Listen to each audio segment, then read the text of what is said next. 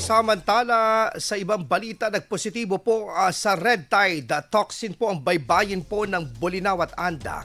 Sa lalawigan po ng Pangasinan, base po sa ipinadalang sulat po ng Bureau of Fisheries and Aquatic Resources Region 1 sa Provincial Agriculturist kahapon.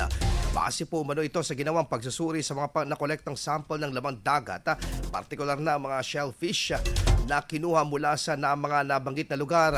Dahil dito naglabas po ng abiso po ang BFAR sa mga lokal na pamahalaan na higpitan ang pagbabantay sa mga isdang ibinababa at ibinabenta sa mga merkado.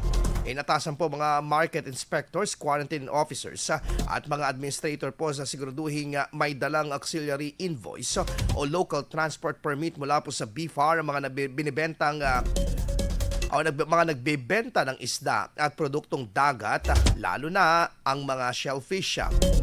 Iginit po ng BFAR na layunin po nito na matiyak na ang mga lamang dagat ay hindi galing sa mga lugar na apektado ng paralytic shellfish poisoning or PSP. IFM News. IFM News. IFM